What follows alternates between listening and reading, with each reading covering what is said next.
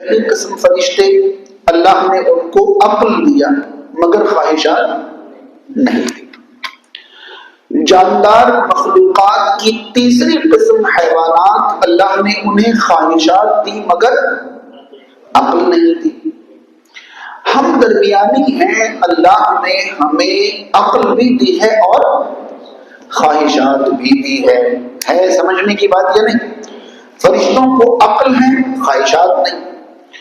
یہاں پر عقل سے میری مراد سمجھ بوجھ نہیں، جسے میں ابھی عقل کہہ رہا ہوں اس سے میری مراد ہے حلال اور حرام، صحیح اور غلط، جائز اور ناجائز میں فرق کرنے کی جو صلاحیت ہے اسے عقل کہتے ہیں۔ بات سمجھ رہے ہیں؟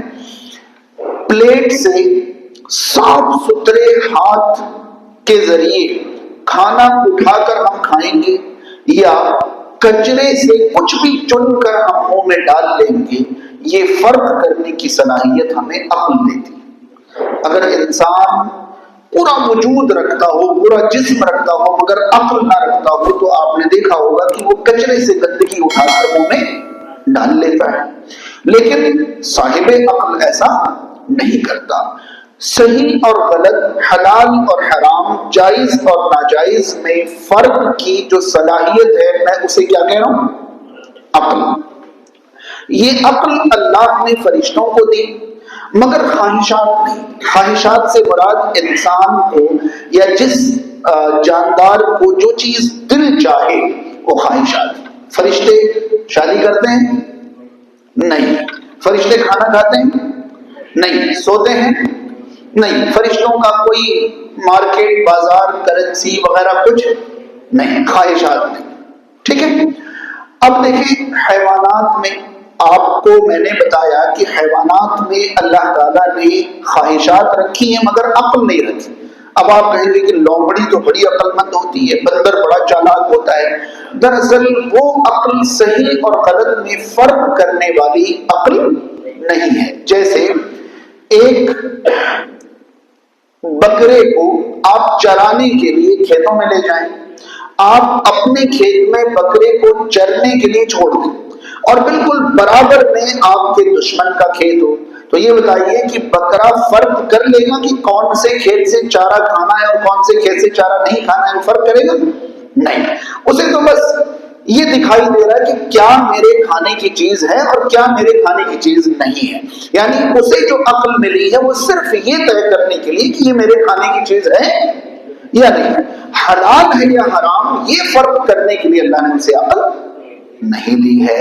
بات سمجھ رہے ہیں؟ اسی طرح آپ تمام حیوانات کے بارے میں آپ دیکھیں کہ وہ جنسی خواہش پوری کرنے کے لیے اپنی ماں اپنی بہن میں کوئی فرق نہیں کرتے۔ انہیں نہیں معلوم کہ حلال حرام کیا ہے، انہیں بس اتنا معلوم ہے کہ جنسی خواہش کیسے پوری ہوتی، کہاں پوری کرنی ہے انہیں نہیں معلوم، یعنی انہیں اللہ نے عقل نہیں دی ہے، صرف خواہشات دی ہے۔ ٹھیک؟ ہم ہیں درمیان میں، جن اور انسان میں نے کہا اس لیے کہ جن اور انسان دونوں پر اللہ نے شریعت لاگو کی ہے، نافذ کی ہے۔ اللہ تعالیٰ نے ہمیں عقل بھی دی ہے، صحیح اور غلط میں فرق کرنے کی صلاحیت بھی دی ہے اور خواہشات بھی دی ہے۔ سمجھ پا رہے ہیں آپ؟ تو یہاں سے پہلی بات یہ سمجھنی ہے کہ اگر کوئی انسان خواہشات کو مار کر اللہ کو راضی کرنا چاہتا ہے عقل کے ذریعے تو وہ گویا کہ فرشتہ بننا چاہتا ہے، اور اللہ تعالیٰ نے ہمیں فرشتہ بننے کا حکم نہیں دیا ہے۔ اللہ تعالیٰ نے کہا ہے کہ تمہیں فرشتہ بننا ہے؟ نہیں۔ تو پتہ چلا کہ کوئی ہم واقعات سنتے ہیں کہ ایک صاحب رات میں اپنے کمرے میں جاتے ہیں اور کسی سجی دجی خاتون کو دیکھ کر کہتے ہیں آپ کون؟ وہ کہتی ہیں آپ کی اہلیہ۔ تو یہ صاحب کہتے ہیں کہ میرے اور میرے معبود کے بیچ میں ایک عورت، اور جلالی نگاہ ڈالتے ہیں تو وہ جل کر راکھ ہو جاتی ہے۔ بات سمجھ میں آ رہی ہے؟ یہ میں ایک مثال دے رہا ہوں کہ کس طرح فرشتہ بننے کی کوشش ہے۔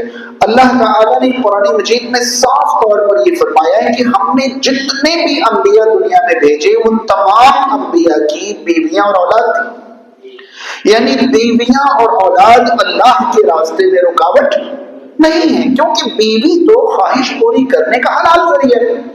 حلال ذرائع اللہ کے راستے میں رکاوٹ نہیں ہے. اب کسی نے کہا کہ ہم تو 12 سال سے کھانا نہیں کھائے، کوئی 12 سال سے بیٹھا نہیں، کوئی فلاں نہیں، کوئی فلاں نہیں. دراصل سورہ فرقان میں اللہ تعالیٰ یہ فرماتا ہے کہ ہم نے دنیا میں جتنے بھی رسول بھیجے وہ سارے کے سارے رسول کھانا بھی کھاتے تھے، بازاروں میں چلتے پھرتے بھی تھے. سنی آیت آپ نے، وَمَا أَرْسَلْنَا قَبْلَكَ مِنَ الْمُرْسَلِينَ إِلَّا إِنَّهُمْ لَيَأْكُلُونَ الطَّعَامَ وَيَمْشُونَ فِي الْأَسْوَاقِ. ہم نے آپ سے پہلے جتنے بھی رسول بھیجے وہ سبھی کھانا کھاتے تھے اور بازاروں میں چلتے تھے. کیا مطلب؟ اللہ رب العالمین ہمیں خبر دے رہا ہے کہ انبیاء کھانا کھاتے تھے؟ جی نہیں. رب تعالیٰ یہ بتانا چاہ رہا ہے کہ اگر کوئی اپنی مرضی سے کھانا چھوڑ کر اللہ کو راضی کرنا چاہتا ہے تو اس سے کہہ دو کہ اللہ کو راضی کرنے کے لیے کھانا چھوڑنے کی ضرورت نہیں ہے. انبیاء سے زیادہ اللہ کو راضی کرنے والا گروہ کوئی ہوگا؟ تمام انبیاء کرام کھانا کھاتے ہوئے اللہ کو راضی کر لے گئے، تو آپ کو اللہ کو راضی کرنے کے لیے 12 سال کھانا چھوڑنے کی کیوں ضرورت پڑ رہی؟ کیا چاہتے ہیں آپ؟ یہ کیا کرنا چاہتے ہیں؟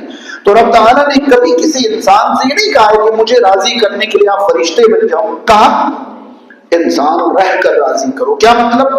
آپ کو کھانا بھی کھانا ہے، آپ کو سونا بھی ہے، آپ کو خواہشات بھی حلال طریقے سے پوری کرنی ہے، مگر ان سب چیزوں میں اللہ کی مرضی اور اللہ کے حکم کا خیال رکھنا ہے. بات سمجھ میں آ گئی؟ تو گویا کہ اگر ہم خواہشات کو کچل کر اللہ کو راضی کرنے چلے تو ہم کیا بننے چلے؟ فرشتہ بننے چلے، اور ہم فرشتہ بن کر اللہ کو راضی نہیں کر سکتے.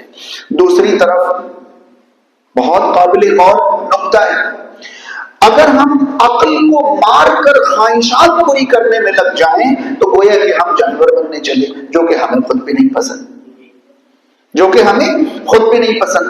تو معاشرے میں کوئی ایک طبقہ، تھوڑا سا طبقہ تو انسان کے درجے سے اوپر اٹھ کر فرشتہ بننے کی کوشش میں لگا ہوا ہے، تھوڑا سا طبقہ، مگر ایک بڑا طبقہ، زیادہ تر لوگ انسان کے درجے سے بھی نیچے اتر کر. یاد رہے، صرف خواہش پوری کرنے کے لیے زندگی گزارنا یہ انسان کی پہچان نہیں ہے. یہ کن کی پہچان ہے؟ یہ جانوروں کی پہچان ہے. میں یہاں 2 باتیں آپ کو سمجھانا چاہتا ہوں، یہ تمہید کے طور پر، تاکہ ہم آگے بڑھیں اور وہ معاملہ سمجھ سکیں جو ہمیں سمجھنا ہے. سب سے پہلی چیز یہ کہ اگر کوئی انسان اللہ کو راضی کرنے کے لیے فرشتہ بننے کی کوشش کرنے لگا ہے، یعنی شادی نہیں کرنا چاہتا، کھانا نہیں کھانا چاہتا، سونا نہیں چاہتا، خود کو تکلیف پہنچا رہا ہے وغیرہ وغیرہ، واقعات تو آپ نے بھر بھر کے سنے ہوں گے نا.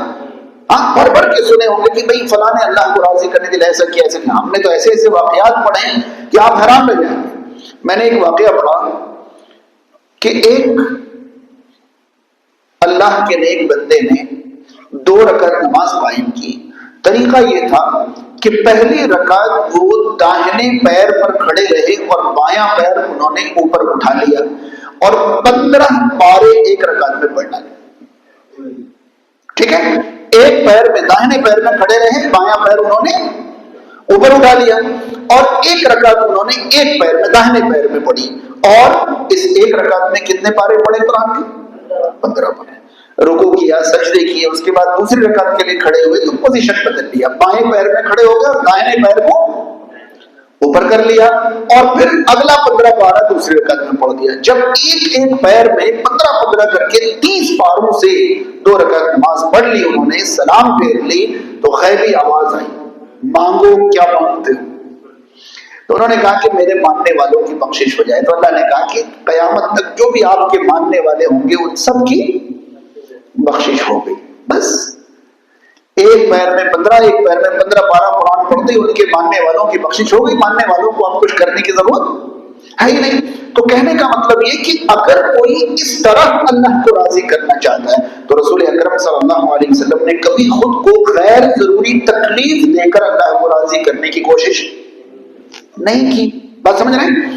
تو ان سے سوال ہے، میں نے کہا کہ 2 باتیں میں سمجھانا چاہتا ہوں. اگر کوئی انسان فرشتہ بننا چاہ رہا ہے، یا دوسری طرح سے اس طرح سمجھیں کہ اگر کوئی فرشتوں کی طرح زندگی گزارنے والوں کو افضل سمجھ رہا ہے، ایسا تو ہے ہی نا ہمارے معاشرے میں کہ بھائی جن کے بارے میں بھی بتا دیا جائے کہ انہوں نے کھایا نہیں، انہوں نے پیا نہیں، یہ سوئے نہیں، گئے نہیں، وغیرہ وغیرہ، ہم خود بخود ان کو کیا سمجھنے لگتے ہیں؟ افضل سمجھنے لگتے ہیں۔ تو اگر کوئی فرشتوں کی طرح بن کر اللہ کو راضی کرنا چاہتا ہے یا فرشتوں کی طرح زندگی گزارے ہوئے واقعات سن کر کوئی ان کے بارے میں انہیں بڑا اونچا اور مقام مرتبہ والا سمجھنے لگتا ہے، تو ان سے ایک سوال ہے۔ سوال یہ ہے، بچے جواب دیں گے، ٹھیک؟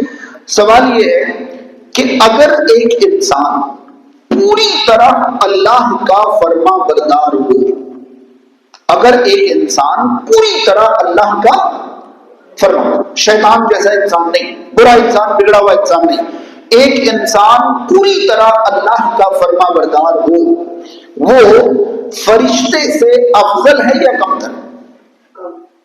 جی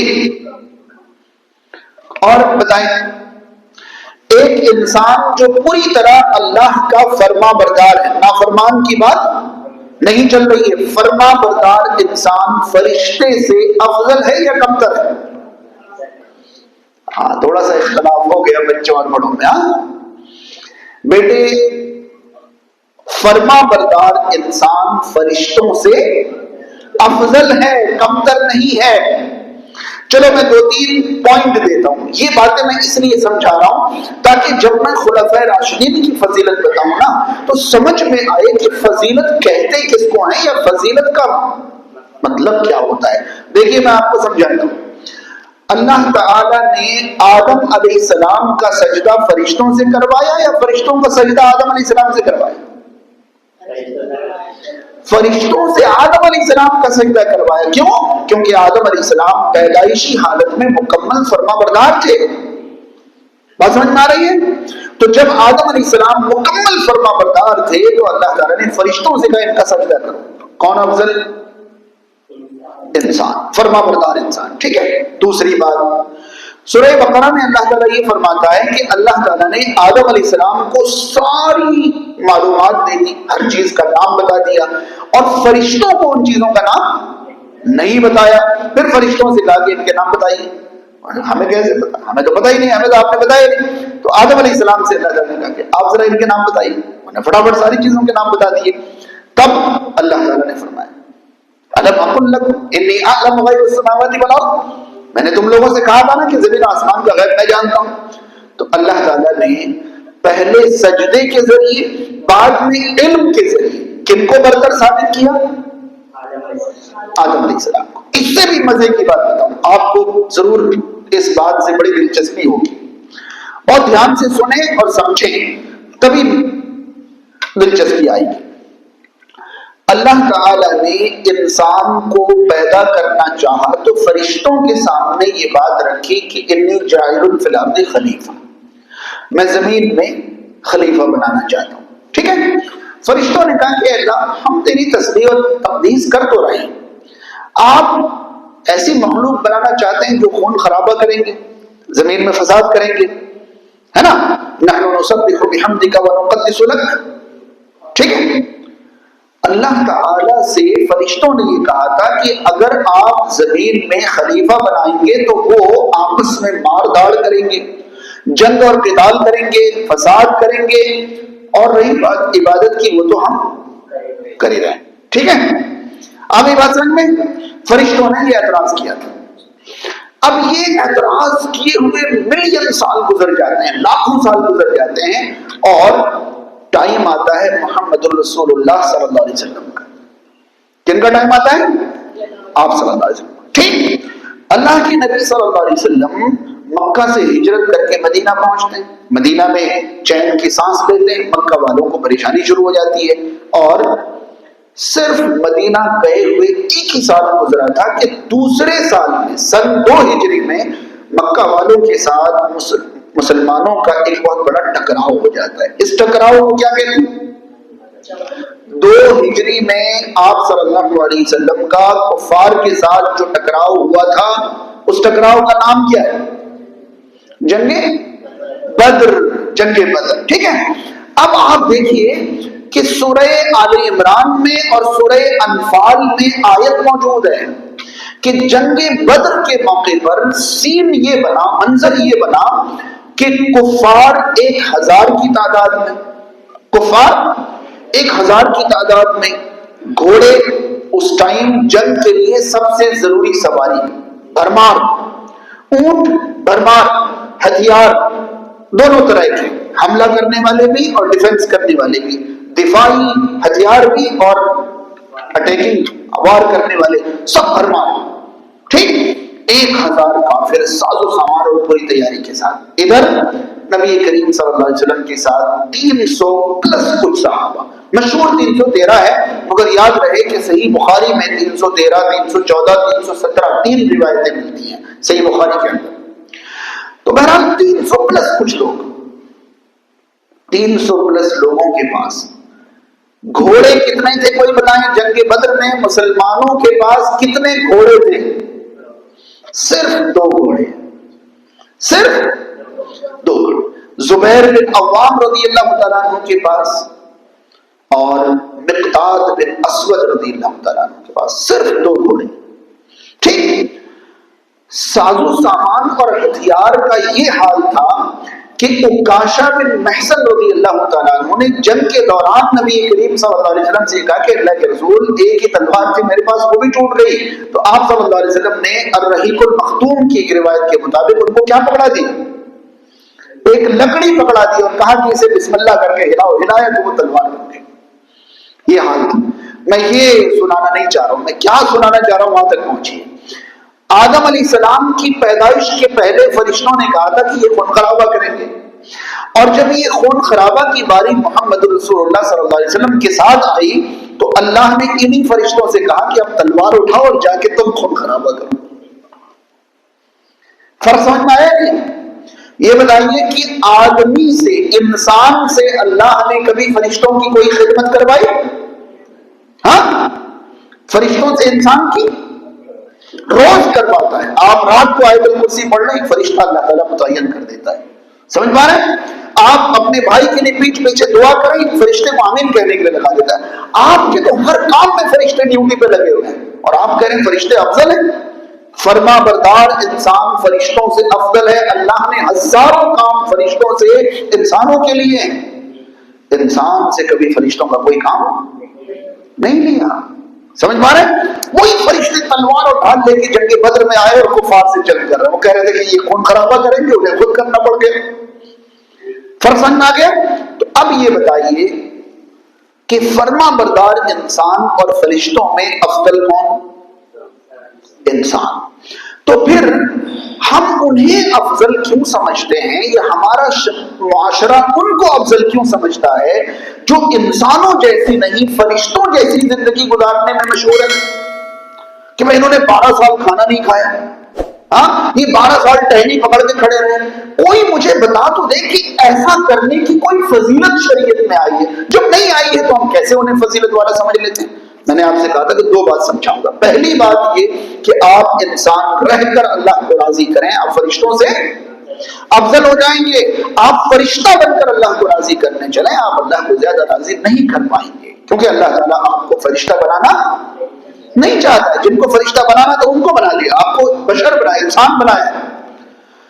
دوسری طرف جانور کی باری ہے، یہ 2 بات سمجھانی تھی۔ ایک تو فرما بردار انسان فرشتے سے افضل ہے، دوسری بات ہے دنیا میں ہر انسان کو جانور کی کوئی نہ کوئی قسم پسند ہے۔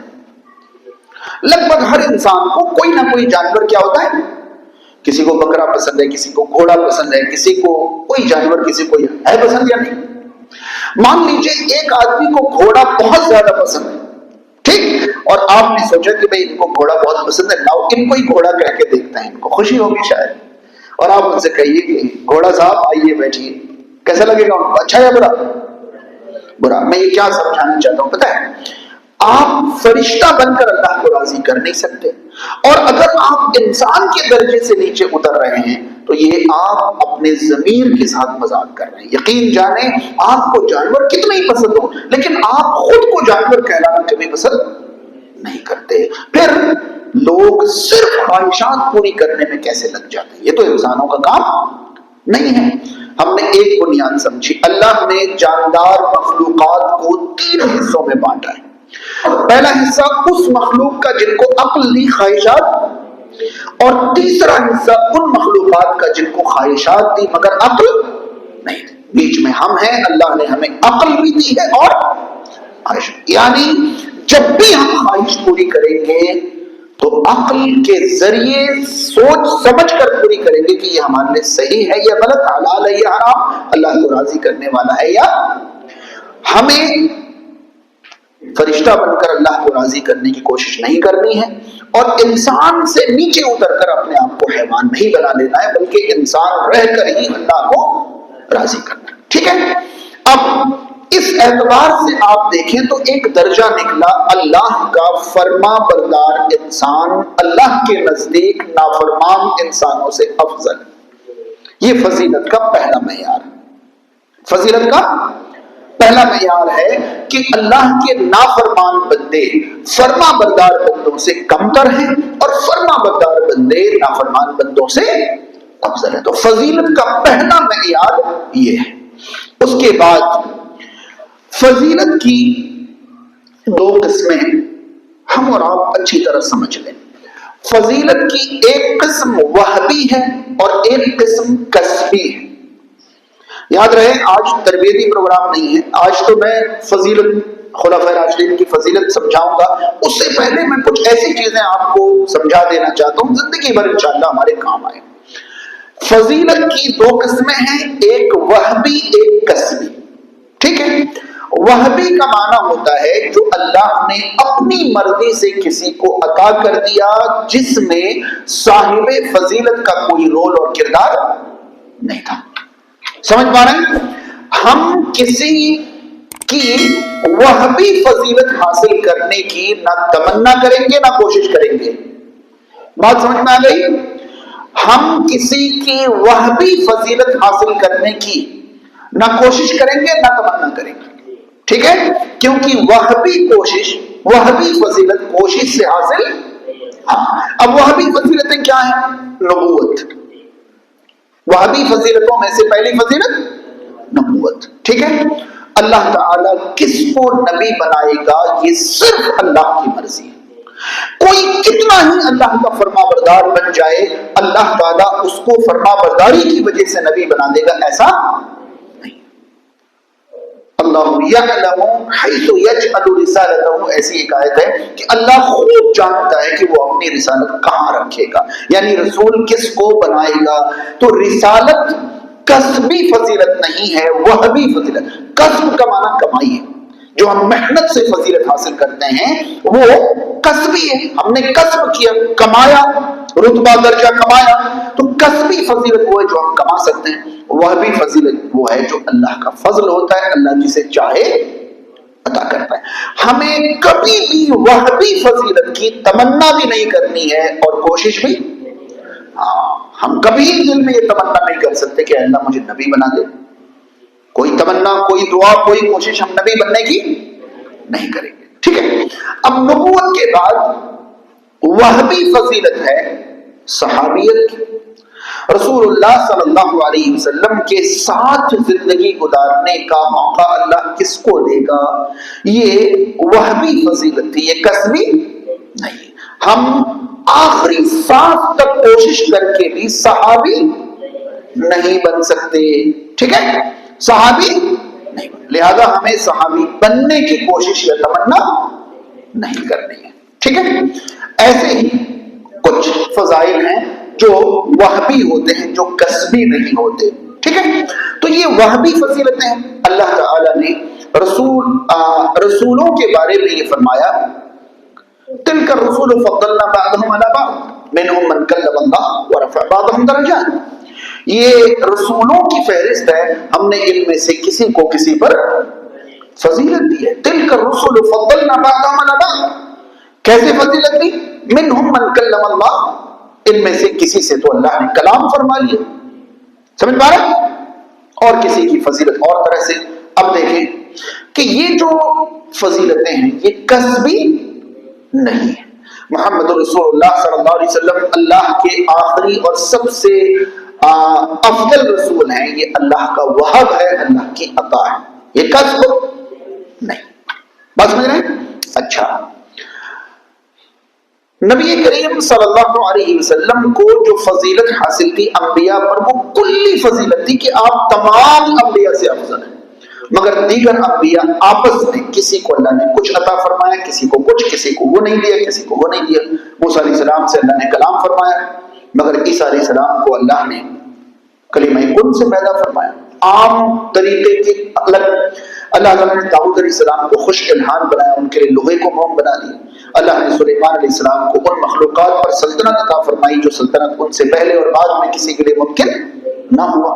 یوسف علیہ السلام کو اللہ نے وہ حسن عطا کیا کہ ان کے سگے بھائی حاسد بن گئے، حسد میں مبتلا ہو گئے۔ ایسی اللہ تعالیٰ نے دیگر انبیاء کرام کو الگ الگ فضیلتیں عطا فرمائی۔ یہ فضیلت وہابی تھی۔ کیسی تھی؟ وہابی۔ صحابی، تابعی، تبع تابعی، یہ سب وہابی فضیلتیں تھیں۔ ہم یہ سب حاصل نہیں کر سکتے۔ اس دور میں پیدا ہوتے، اللہ کی مرضی ہوتی، ہم صاحب ایمان ہوتے، صحابی بن جاتے، اس کے بعد پیدا ہوتے تابعی بن جاتے، ایمان والے ہوتے، اس کے بعد پیدا ہوتے تبع تابعی بن جاتے۔ اس کے بعد فضیلتوں میں سے ایک اعلیٰ درجے کی فضیلت ہے اللہ کے ولی، اولیاء اللہ۔ یہ کسبی فضیلت ہے، یہ وہابی نہیں۔ ہمارے معاشرے میں ایک بہت بڑی غلط فہمی ہے کہ جن کو بھی عام انسانوں سے الگ ہٹ کر زندگی گزارتے ہوئے دیکھا، بس ان کو کیا کہہ دیا؟ یہ ولی ہے، یہ تو ولی اللہ ہے، اللہ کے ولی۔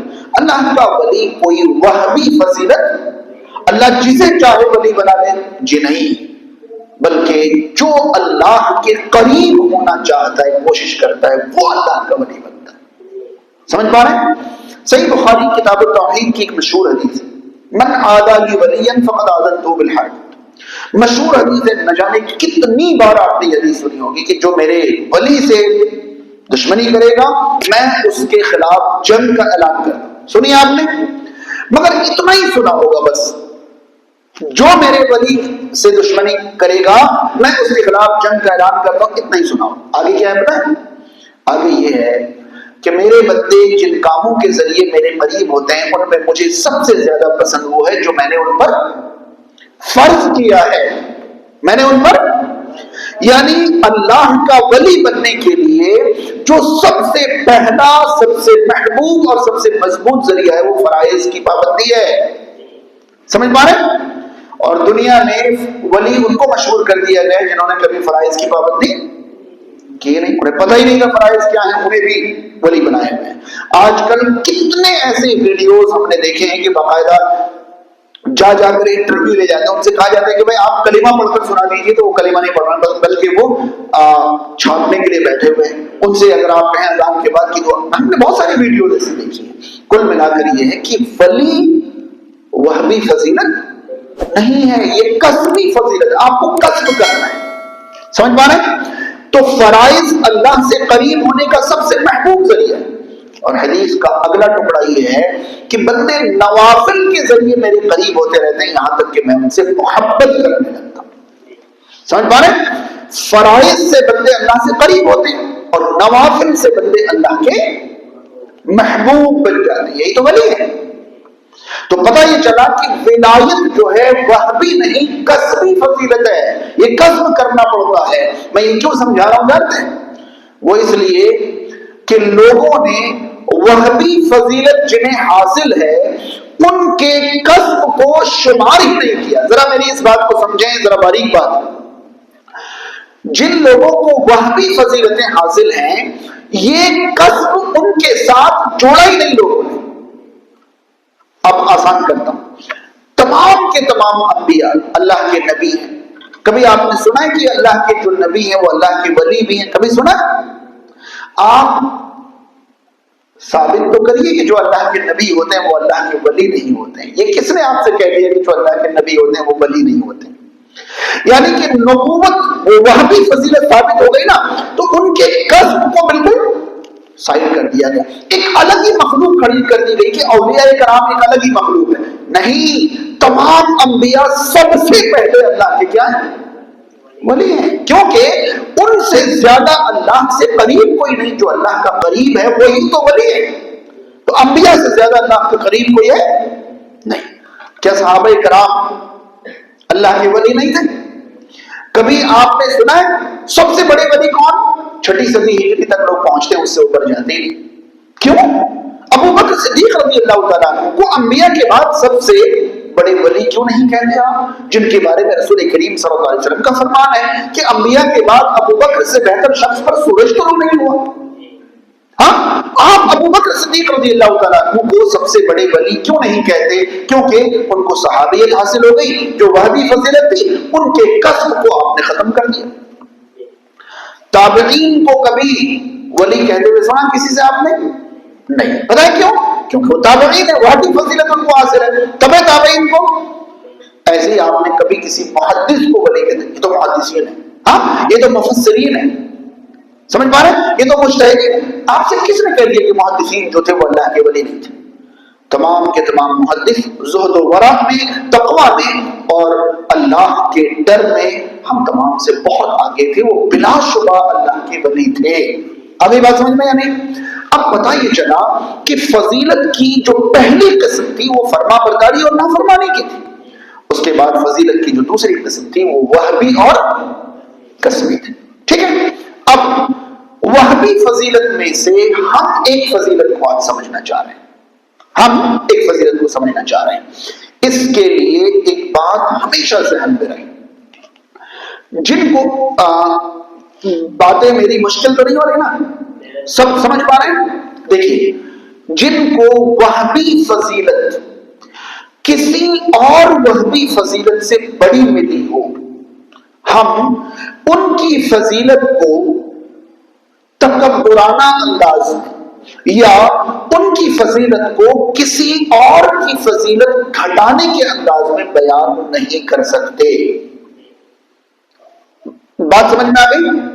جیسے نبی کریم صلی اللہ علیہ وسلم تمام انبیاء میں وہبی فضیلت کے اعتبار سے سب سے اعلیٰ، مگر آپ کبھی بھی نبی کریم صلی اللہ علیہ وسلم کی فضیلت اس طرح بیان نہیں کر سکتے جس طرح موسیٰ علیہ السلام کی تحریر سامنے آ جائے، عیسیٰ علیہ السلام کی حقارت ثابت ہو جائے، ابراہیم علیہ السلام کی تذلیل ہو جائے۔ اس طرح آپ وہبی فضیلت کبھی کسی کی بیان نہیں کر سکتے۔ میں آپ کو یہ کیوں سمجھا رہا ہوں جانتے ہیں؟ آج وہبی فضیلت میں سے ایک فضیلت اہل بیت بھی ہے۔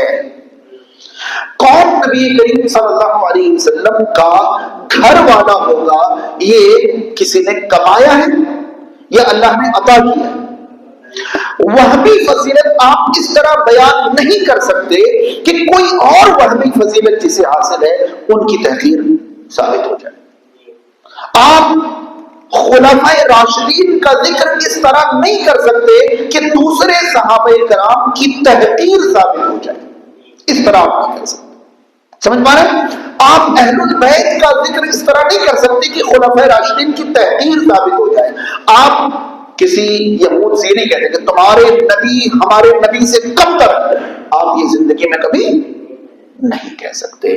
تو وہبی فضیلتوں کے بارے میں یہ بات اچھی طرح ذہن میں رہے کہ ایک وہبی فضیلت کے حامل ہستی کو دوسرے وہبی فضیلت کے حامل ہستی کے ساتھ ہم موازنے کے طور پر کبھی پیش نہیں کریں گے۔ البتہ یہ ضرور کہیں گے کہ اللہ تعالیٰ نے فلاں کو یہ فضیلت عطا کی، فلاں کو یہ جزوی طور پر پارٹیلی انہیں یہ فضیلتیں حاصل ہوئی، مگر محمد رسول اللہ صلی اللہ علیہ وسلم امام الانبیاء تھے۔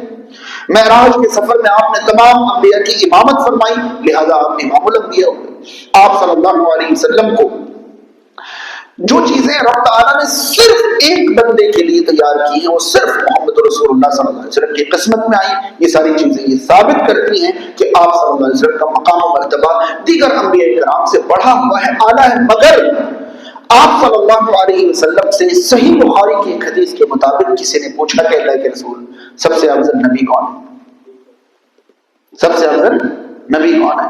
آپ صلی اللہ علیہ وسلم نے اپنا نام نہیں لیا، بلکہ آپ صلی اللہ علیہ وسلم نے ایک مرتبہ صحابہ کرام سے کہا کہ تم لوگ مجھے یونس علیہ السلام سے افضل مت کہنا، تم لوگ مجھے یونس علیہ السلام سے افضل مت کہنا۔ ایک بار آپ صلی اللہ علیہ وسلم نے یوسف علیہ السلام کے بارے میں فرمایا کہ یوسف علیہ السلام کو ہلکے میں لے رہے ہو، ان کے باپ نبی، ان کے دادا نبی، ہاں ان کے پردادا نبی، ابراہیم کے بیٹے اسحاق، اسحاق کے بیٹے یعقوب، یعقوب بیٹے یوسف، ایک ساتھ چار آبا جو ہے جن کے نبی ہوں، آپ ان کو مجھ سے ہلکے میں لے رہے ہو۔ یہ نبی کریم صلی اللہ علیہ وسلم کی تعلیمات تھی کہ فضیلت بیان کرتے ہوئے ہوتا ہے نا ایسا۔ ہم آپس میں اہل البیت کے نام پر بٹے ہوئے ہیں، ہم خلفائے راشدین اور غیر خلفائے راشدین کے نام پر الگ الگ نظریات رکھنے لگے ہیں۔ یہ شرعی طریقہ نہیں ہے۔ آپ کو وہبی فضیلت بیان کرتے ہوئے اس بات کا خیال رکھنا ہے کہ جب آپ کسی کی بھی وہبی فضیلت بیان کریں گے تو کسی اور وہبی فضیلت کے حامل شخص کی توہین اور تحقیر نہیں ہونی چاہیے، ٹھیک ہے؟ اس کے بعد صحابہ کرام میں سے جن کو اللہ رب العالمین نے فضیلت دی ہے، ان کو اگر ہم نیچے سے چلیں تو عام انسانوں میں فرما بردار افضل ہے، فرما برداروں میں جنہوں نے وہبی فضیلت حاصل کی وہ افضل ہے، پھر انہوں نے اگر کسبی فضیلت بھی حاصل کر لی ہے تو وہ افضل ہے، وغیرہ وغیرہ۔ ہم صحابہ کرام کو اب دیکھتے ہیں۔ صحابہ کرام میں نیچے سے فضیلت یہ ہے کہ تمام کے تمام صحابہ کرام جنتی ہیں، اللہ نے ان سے رضامندی کا اعلان فرمایا ہے، اور اعلان دو طرفہ فرمایا کہ اللہ ان سے راضی ہو گیا اور وہ اللہ سے راضی ہو گئے۔ کوئی بھی انسان اگر صحابہ کرام میں سے کسی ایک صحابی کے بارے میں بھی تنگ نظری کا شکار ہو جائے یا یہ سوچے کہ فلاں صحابی اس وجہ سے غلط تھے، کمتر تھے، وغیرہ تھے، تو وہ رسول کریم صلی اللہ علیہ وسلم پر سورۃ الحدید کی نازل شدہ آیت کی مخالفت کر رہا ہے۔ اللہ کے نبی صلی اللہ علیہ وسلم پر سورۃ الحدید کی ایک آیت نازل ہوئی کہ فتح مکہ سے پہلے ایمان اور قتال کرنے والوں کی فضیلت فتح مکہ کے بعد ایمان اور قتال کرنے والوں سے بہتر ہے، زیادہ ہے، مگر حسنہ کا وعدہ اللہ کا ہر ایک سے، کلًا وعد اللہ الحسنہ، اللہ نے جنت کا وعدہ ہر ایک صحابی سے کیا، تمام کے تمام صحابہ کرام۔ لہذا علماء امت کا اس بات پر اجماع ہے کہ ہر وہ شخص جنہوں نے حالت ایمان میں رسول کریم صلی اللہ علیہ وسلم سے ملاقات کی اور اس کے بعد ایمان کی حالت میں ہی وفات پائی، وہ صحابی ہیں اور جنتی، وہ صحابی ہیں۔ اور اگر ان میں سے کسی کے بارے میں ہمیں کوئی نامناسب واقعہ کا علم ہو جائے تو ہم اس واقعہ کو اللہ کے حوالے اور اللہ کے سپرد کریں گے، کیونکہ تمام کے تمام اعمال کا فیصلہ اللہ کے ہاتھ ہے، اور اللہ تعالیٰ نے ان سے حسنہ کا وعدہ، جنت کا وعدہ فرما رکھا ہے۔ پہلے یہ تمام صحابہ کرام کے بارے میں، ٹھیک ہے؟ صحیح بخاری کی حدیث ہے کہ میرے صحابہ کو برا بھلا نہ کہو، لا تسبوا اصحابی، میرے صحابہ کو برا بھلا نہ کہو۔ تمہارا پہاڑوں کے برابر سونا خرچ کرنا ان کا ایک مد اناج خرچ کرنے سے کمتر ہے۔ تم پہاڑوں بھر کے سونا خرچ کرو اور انہوں نے معمولی سا کچھ خرچ کیا ہو تو وہ فضیلت میں بڑا ہوا ہے۔ سمجھ پا رہے ہیں؟ نبی کریم صلی اللہ علیہ وسلم کے ساتھ کچھ لمحہ دین کی محنت اور دعوت میں ان کا گزارنا تمہاری پوری زندگی کی عبادت سے افضل ہے۔ لہذا میرے صحابہ کو برا بھلا نہ کہو۔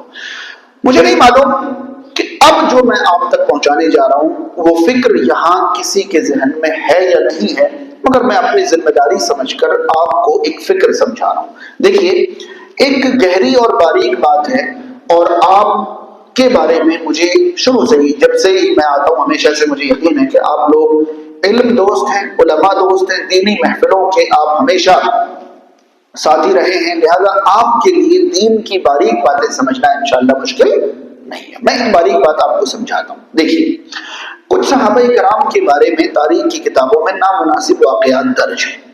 اب آج کے دور میں بڑی شدت سے ایک نظریہ پھیلتا جا رہا ہے کہ ہمیں ان صحابہ کرام کے بارے میں کیسی سوچ رکھنی چاہیے، ٹھیک ہے؟ صحابہ کرام کے مشاجرات اور ٹکراؤ کے بارے میں ہمیں کیسی سوچ رکھنی چاہیے۔ تو آج تک اہل سنہ والجماعت کی جو فکر تھی، جو رائے تھی، جو نظریہ تھا، وہ یہ تھا کہ صحابہ کرام کے نامناسب واقعات کے بارے میں ہمیں سکوت اختیار کرنا ہے اور ان کے معاملے کو کس کے حوالے کرنا ہے؟ اللہ کے حوالے۔ ہمیں یہ کہنا ہے کہ اللہ تعالیٰ نے تمام صحابہ کے لیے جنت کا وعدہ فرمایا، ہم انہیں جنتی سمجھتے ہیں، ان کے مشاجرات، ان کے مخالفتیں اور ان کے نامناسب واقعات اللہ کے حوالے ہیں، وہ جانتا ہے اس کا کیا کرنا ہے۔ اب موجودہ دور میں بڑی تحقیق اور ریسرچ کے نام پر باقاعدہ انہیں غلط اور صحیح ثابت کرنے کی کوشش چلی، اور اس نظریہ سے کوئی شہر، کوئی قریہ، کوئی گاؤں باقی نہیں رہا۔ ہر جگہ کچھ نہ کچھ لوگوں کے ذہن و دماغ میں جب انہوں نے کیا ہے غلط تو کیسے غلط نہیں کہیں گے؟ سمجھ پا رہے ہیں؟ یہی سمجھانے کے لیے میں صرف ایک معمولی مثال دیتا ہوں۔ اس مثال کو سمجھیں تاکہ فضیلت سمجھ میں آئے کہ فضیلت کا معاملہ ہوتا کیا ہے۔ میری عمر 60-65 ہو جائے اور میرے کچھ ساتھی جو میری عمر کے ہیں اور بچپن سے میرے ساتھ رہنے والے اور ساتھ وقت اور زندگی گزارنے والے ہیں، مان لیجیے میں اپنے گھر میں ہوں 60-65 سال کی عمر میں، اور میرا کوئی بچپن کا دوست، کتنی عمر ہوگی اس کی بھی؟ 60-65 ہی ہوگی، لگ بھگ یہی عمر ہوگی، ٹھیک، میرے گھر آتے ہیں۔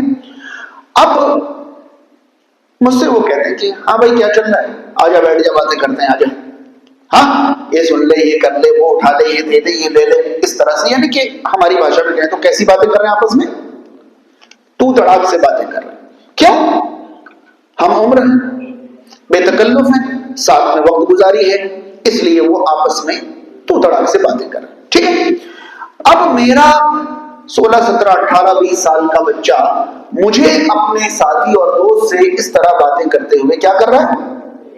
دیکھ رہا ہے اور سن رہا ہے۔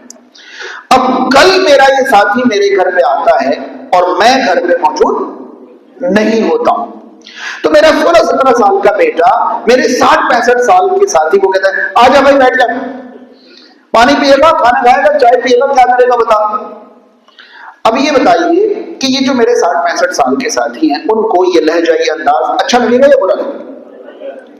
سوال یہ ہے کہ آج یہ لہجہ اور انداز برا کیوں لگ رہا ہے، کل برا کیوں نہیں لگا؟ یہ سوال ہے، کیونکہ الفاظ اور جملے میں کوئی فرق نہیں ہے، صرف الفاظ ادا کرنے والے کی فضیلت میں فرق ہے، حیثیت اور رتبے میں فرق ہے، یا نہیں؟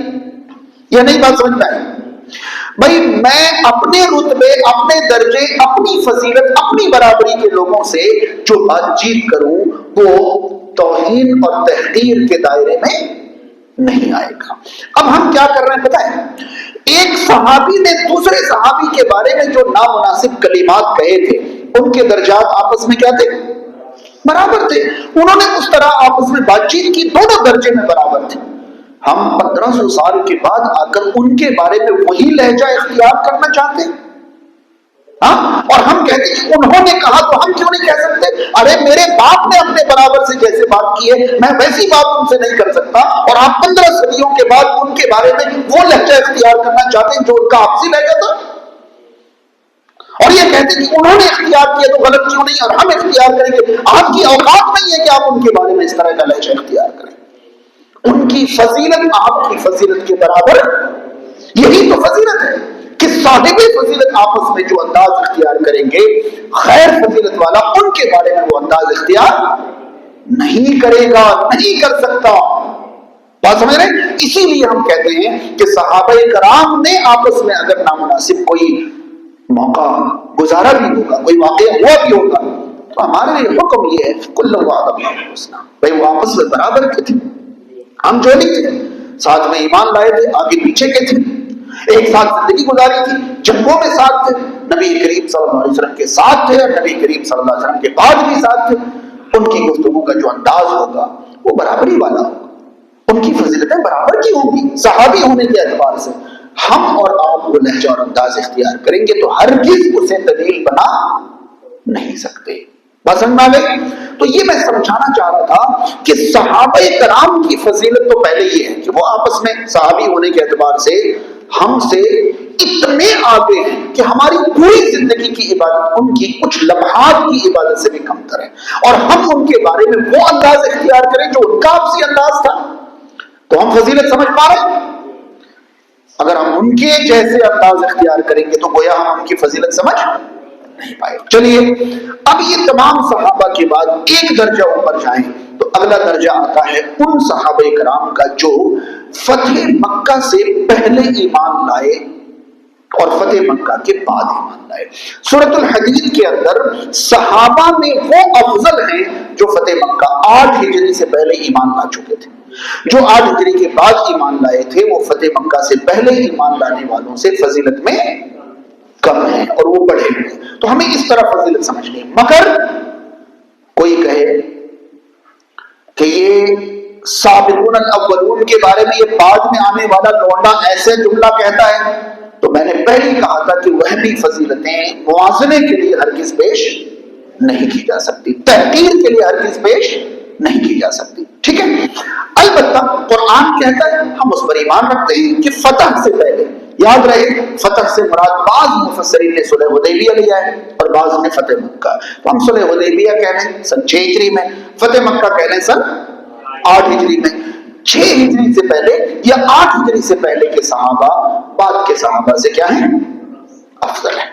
اب اس کے بعد یہ 6 ہجری میں جو صلح حدیبیہ کا واقعہ پیش آیا تھا، اس واقعہ میں شامل 1400 صحابہ کرام اس وقت ایمان لانے والے باقی صحابہ کرام سے افضل ہے بات سمجھنے کی یا نہیں؟ صلح حدیبیہ کے بعد ایمان لانے والوں سے صلح حدیبیہ سے پہلے ایمان لانے والے افضل ہیں، مگر ان پہلے ایمان لانے والوں میں سے بھی وہ 1400 صحابہ جو صلح حدیبیہ کے وقت میں اس پیڑ کے نیچے موجود تھے آپ صلی اللہ علیہ وسلم کے ساتھ بیعت کرنے میں، وہ اس دور کے صحابہ سے بھی افضل ہیں۔ ان کو صاحب بیعت رضوان کہتے ہیں، ٹھیک ہے، ان کی فضیلت اس دور کے صحابہ سے بھی زیادہ ہے۔ اب ان بیعت رضوان والے 1400 صحابہ کرام سے فضیلت میں وہ بڑے ہیں جو سن 2 ہجری میں جنگ بدر میں شریک تھے، جنگ بدر میں شریک تھے۔ جنگ بدر میں شریک ہونے والوں کے بارے میں صحیح بخاری کا ایک واقعہ میں آپ تک پہنچاتا ہوں۔ اصل میں مجھے خلفائے راشدین کی فضیلت پر صرف چند چیزیں کہنی تھی، مجھے فضیلت سمجھانی تھی کہ فضیلت کیا ہوتی ہے، تاکہ ہم اور آپ یہ تصور ذہن میں رکھ سکیں کہ صاحب فضیلت کے مقابلے میں ہمارا اپنا رویہ اور انداز کیا ہونا چاہیے۔ خیر، میں ایک واقعہ سناتا ہوں، ذرا غور سے سنیں۔ صحیح بخاری کتاب المغازی کے اندر ایک واقعہ ہے۔ اس واقعہ کو سمجھنے کے لیے تھوڑا سا پیچھے جانا پڑے گا، پیچھے اس طرح جانا پڑے گا کہ مکہ سے ہجرت کر کے جب صحابہ کرام مدینہ پہنچ گئے تو مکہ میں بہت سارے مہاجر صحابہ کرام کے گھر والے یا کچھ زمین جائیدادیں رہ گئی تھی، ٹھیک ہے، کسی مہاجر کی ماں رہ گئی، کسی کی بیوی رہ گئی، کسی کے بچے، کسی کی زمین، کسی کا مکان، کسی کا کچھ۔ اس زمانے میں خاندانی عصبیت بہت زیادہ تھی، یہ دینی دشمنی اپنی جگہ، مگر خاندان کی حفاظت اور خاندان کی حمایت بہت زیادہ تھی۔ شاید آپ کو پتا ہوگا کہ نبی کریم صلی اللہ علیہ وسلم کو قتل کا مشورہ جب ہو رہا تھا نا، تو کوئی خاندان یہ ہمت نہیں کر پا رہا تھا کہ کون یہ کام کرے، تو کیا طے ہوا تھا پتا ہے؟ 25 خاندانوں کے ایک نوجوان مل کر ایک ساتھ حملہ کریں تاکہ نبی کا خاندان ان 25 خاندانوں سے لڑ نہ سکے۔ آپ اندازہ لگا سکتے ہیں کہ نبی کریم صلی اللہ علیہ وسلم کے خاندان کے سبھی لوگ ایمان میں داخل و شامل نہیں تھے، مگر انہیں پتا تھا کہ ایمان میں ہو یا نہ ہو، اگر خاندان کے کسی کا قتل ہوگا تو سارا خاندان اس قتل کا بدلہ لینے کے لیے کھڑا ہو جائے گا، ٹھیک ہے۔ تو خاندانی حمایت اس زمانے میں بہت زیادہ تھی۔ تو یہ جو مہاجرین صحابہ مدینہ آ گئے نا، تو ان کے کچھ نہ کچھ لوگ مکہ میں رہ گئے، کچھ مال رہ گئے، کچھ جائیدادیں رہ گئی، مگر ان کے خاندان کے کوئی نہ کوئی وہاں تھے جو ان کے لوگوں کی حفاظت کرتے تھے، دیکھ بھال کرتے تھے، نقصان نہیں ہونے دیتے۔ اتفاق سے ایک مہاجر صحابی تھے جو مکہ سے ہجرت کر کے مدینہ پہنچے تھے، ان کا نام تھا حاتب بن ابی بلتع۔ حاتب بن ابی بلتع ان کا نام تھا۔ وہ مکہ سے ہجرت کر کے مدینہ آ گئے، ان کے گھر والے مکہ میں ہی رہ گئے۔ انہیں بار بار یہ خبر ملتی تھی کہ مکہ والے ان کے گھر والوں کو بہت ستاتے، بہت پریشان کرتے، کیونکہ ان کے خاندان کا کوئی بھی ان کی حمایت یا ان کی حفاظت کرنے والا نہیں تھا۔ تو یہ حاتب بن ابی بلتع رضی اللہ تعالیٰ عنہ نے سوچا کیا کریں، کیسے ان کی حفاظت کا سامان کریں، کیسے ہو کیا ہو۔ سوچتے سوچتے ان کے ذہن میں کیا خیال آیا جانتے ہیں؟ انہوں نے نبی کریم صلی اللہ علیہ وسلم کی جنگی تیاری کی خبر دینے والا ایک خط لکھا اور مکہ والوں کو بھیج دیا۔ یاد رہے میں صحیح بخاری کے اندر کتاب المغازی میں موجود ایک حدیث کا خلاصہ آپ تک پہنچا رہا ہوں، مفہوم آپ تک پہنچا رہا ہوں۔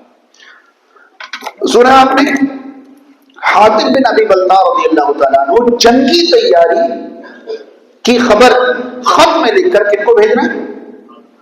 اور یاد رہے ملٹری تیاریاں دشمن کو بھیجنا یہ देश द्रोह का मुद्दा होता है।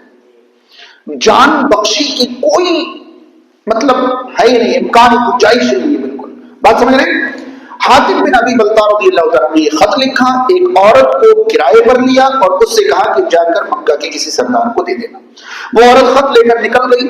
अल्लाह ताला को मुसलमानों की तैयारी की खबर मक्का नहीं पहुंचानी थी। अल्लाह ताला ने अपने नबी को वही के जरिए इस बात की खबर दी थी।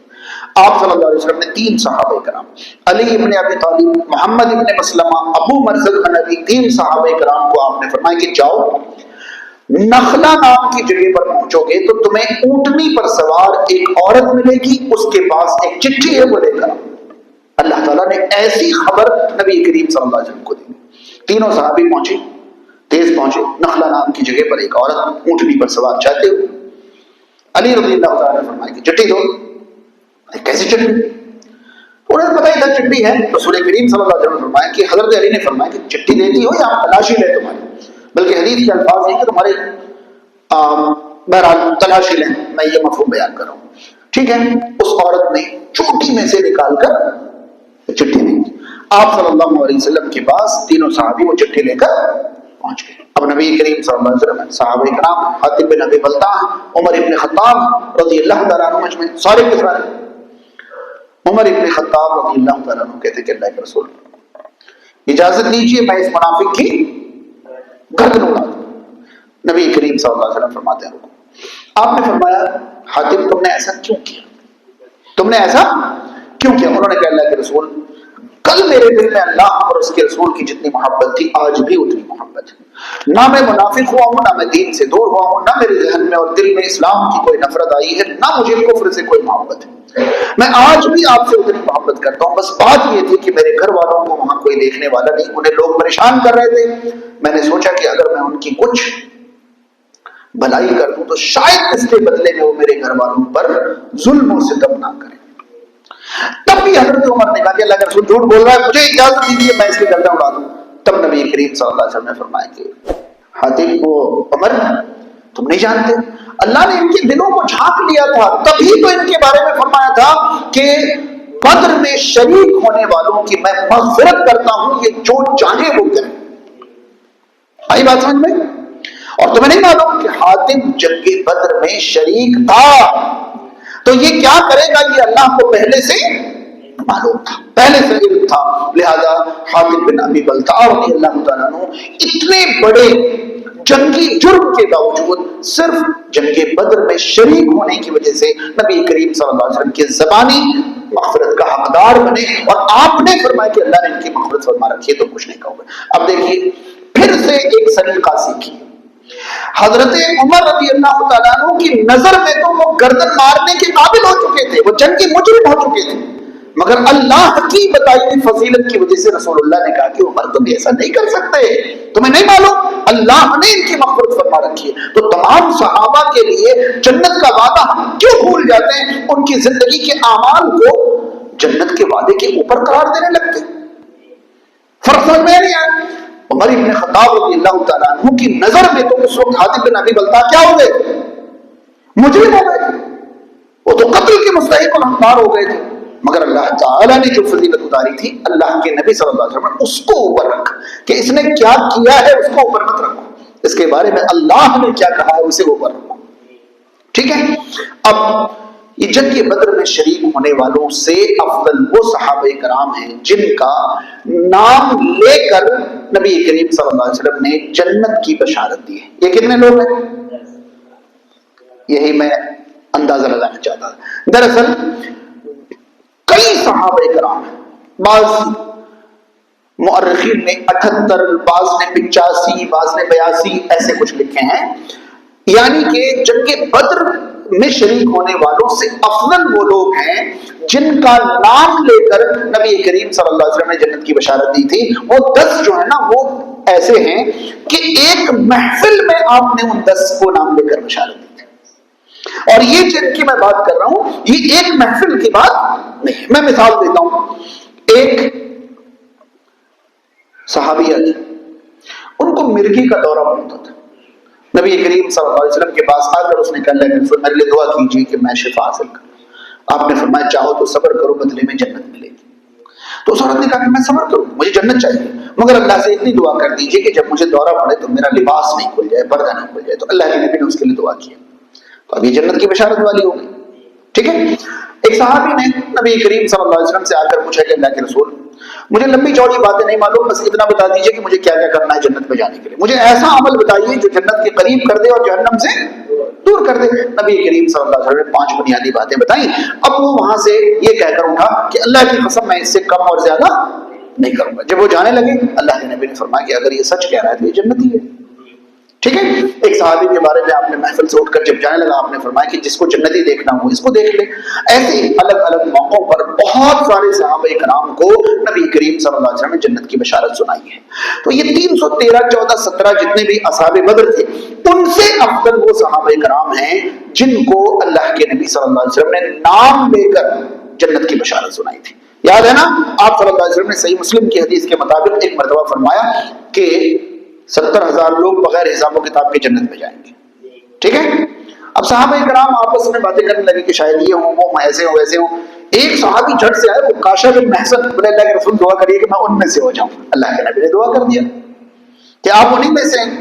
ٹھیک ہے، پھر ایک اور صحابی آئے، مالک بن دخیشن، انہوں نے کہا اللہ کے رسول میرے لیے بھی دعا کریے۔ آپ نے فرمایا سبق کا بکا عکاشہ، عکاشہ آپ سے سبقت لے گئے، آگے بڑھ گئے۔ تو یہ عکاشہ بن محسن نام سے جنت کی بشارت پانے والے صحابہ کرام میں سے، تو جن صحابہ کرام کو جبکہ یہ عشرہ مبشرہ میں سے نہیں ہیں۔ ٹھیک ہے، تو یہ صحابہ ان سے افضل ہے اصحاب بدر سے۔ اب یہ نام سے جنت کی بشارت پانے والوں سے افضل وہ 10 صحابی ہیں جن کو ایک محفل میں آپ صلی اللہ علیہ وسلم نے جنت کی بشارت دی، نام لے لے کر۔ ابو بکر فی الجنہ، عمر فی الجنہ، عثمان فی الجنہ، علی فی الجنہ، سعید فی الجنہ۔ 10 صحابہ کرام کو جن کو ہم عشرہ مبشرہ کہتے ہیں، ان کو اللہ نے ایک ہی محفل میں ایک ساتھ ان 10 لوگوں کو نام لے کر فضیلت بیان فرما دی۔ اب ان 10 میں سے وہ 4 صحابہ کرام اور افضل ہیں جن کی فرما برداری کا حکم نبی کریم صلی اللہ علیہ وسلم نے بعد والوں کو دیا ہے۔ علیکم بسنتی وسنت الخلفاء الراشدین المہدیین۔ ٹھیک ہے، ان 4 صحابہ جن کو ہم خلفاء راشدین کہتے ہیں، جو ہمیں خلفاء راشدین کہنا تھے، تو یہ خلفاء راشدین ان 10 میں سے بھی یہ 4 سب سے افضل ہیں۔ اور یاد رہے، یہاں علی ابن ابی طالب رضی اللہ تعالیٰ عنہ صحابی کی تعریف سے لے کر یہاں تک آتے آتے آخر 4 میں شامل ہو گئے۔ اگر کوئی کہتا ہے کہ ہماری نظر میں علی ابن ابی طالب رضی اللہ تعالیٰ عنہ کی کوئی فضیلت نہیں ہے، تو وہ ہمارے اوپر بے جا الزام لگاتا ہے۔ ہمارے اوپر، ہم صحابہ کرام سے، میں نے کہاں سے شروع کیا، انسان میں فضیلت کا معیار فرما برداری اور نافرمانی، پھر فضیلت وہابی اور کسبی ہے، پھر وہابی فضیلتوں کو آپس میں ٹکراتے نہیں ہیں، کسبی فضیلتیں حاصل کرنے کی کوشش کرنی، وہابی فضیلتیں حاصل کرنے کی کوشش۔ وہابی فضیلتوں میں سے ایک فضیلت صحابیت کی ہے، اور صحابیت کا پہلا معیار یہ ہے کہ جس نے حالت ایمان میں رسول اللہ سے ملاقات کر لی وہ جنتی۔ وہاں سے ہم آگے بڑھے فتح مکہ سے اوپر، وہاں سے آگے بڑھے بیعت رضوان، وہاں سے آگے بڑھے اصحاب بدر، وہاں سے آگے بڑھے جنت کی بشارت پانے والے، وہاں سے آگے بڑھے عشرہ مبشرہ، وہاں سے آگے بڑھے تو خلفاء راشدین المہدیین۔ دراصل خلفاء راشدین المہدیین اس لیے باقی تمام صحابہ سے افضل ہیں کیونکہ تمام صحابہ کی جو کامن فضیلتیں تھی وہ تو تھی۔ ان 4 خلفاء کو اللہ کے نبی صلی اللہ علیہ وسلم نے راشد اور مہدی 2 صفت سے نوازتے ہوئے باقی لوگوں کو ان کی اتباع کا حکم دیا، باقی لوگوں کو ان کی اتباع کا حکم دیا۔ راشد کا معنی ٹھیک راہ پر چلنے والے، درست راہ پر چلنے والے، اور مہدی کا معنی جن کو ہدایت ملی ہوئی ہو۔ راشدین یہ راشد کی جمع ہے، اور مہدیین یہ مہدی کی جمع ہے۔ مہدی ہدایت یافتہ، راشد صحیح راہ پر، صحیح ٹریک پر چلنے والے۔ تو یہ خلفاء راشدین تھے، مہدیین تھے۔ ان کو اللہ تعالی نے رسول کریم صلی اللہ علیہ وسلم کے ذریعے اس طرح منتخب فرمایا کہ ان کے بارے میں فرمایا کہ علیکم بسنتی، علیکم کے سب سے پہلے مخاطب صحابہ کرام، باقی تمام صحابہ کرام کی ذمہ داری تھی کہ ان کی اتباع کریں۔ یہاں ایک بات ذہن میں رہے، خلفاء راشدین کی خلفائے راشدین کی ذمہ داری شریعت بنانے کی نہیں، شریعت پر چلانے کی تھی۔ خلفائے راشدین کی ذمہ داری شریعت بنانے کی نہیں، شریعت پر چلانے کی تھی۔ خلفائے راشدین نے اپنی پوری زندگی شریعت پر چلانے کی جو کوششیں ہوتی تھی وہ کی، مگر بعض لوگوں کو ان کی خلافت کے بعض فیصلے شریعت کے درجے کے لگنے لگے اور آج تک انہیں شریعت کے طور پر رائج اور نافذ کر لیا گیا ہے، جبکہ ہم سب جانتے ہیں کہ شریعت رسول کریم صلی اللہ علیہ وسلم کے اوپر مکمل ہو چکی تھی، لہذا خلفائے راشدین کی ذمہ داری شریعت بنانے کی نہیں، شریعت پر چلانے کی تھی۔ ٹھیک ہے، اس کے بعد خلفائے راشدین اور مہدیین کی اتباع کا مطلب یہ ہوتا ہے کہ رسول اکرم صلی اللہ علیہ وسلم کی سنت کے بعد اگر کسی معاملے میں خلفائے راشدین کا فیصلہ اور اجتہاد ملتا ہو تو دیگر اجتہادات سے وہ ترجیح حاصل کرے گا، فوقیت حاصل کرے گا، ان کی اتباع کی جائے گی۔ اگر اکیلے اور فضیلت اوپر لے جائیں تو یاد رہے کہ ان میں بھی شروع کے دو صحابی شیخین جن کو کہتے ہیں یہ ان چار میں سے بھی زیادہ افضل ہے۔ بات سمجھ رہے ہیں؟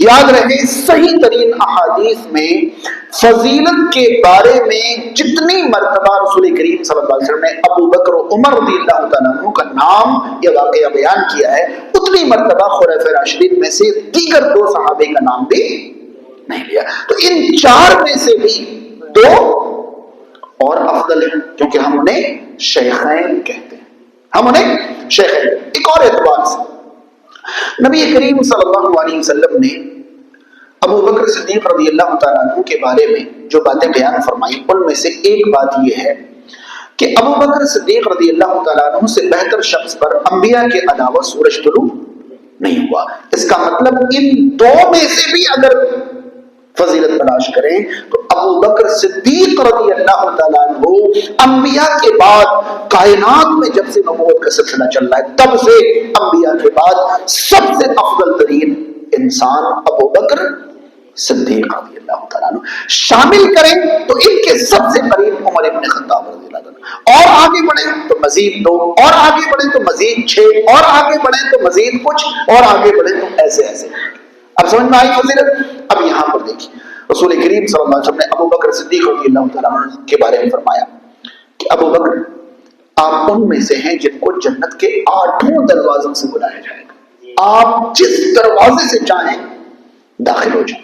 ٹھیک ہے، عمر ابن خطاب رضی اللہ تعالیٰ عنہ کے بارے میں نبی کریم صلی اللہ علیہ وسلم نے فرمایا کہ اگر میرے بعد کوئی نبی ہوتا تو عمر ابن خطاب ہوتے۔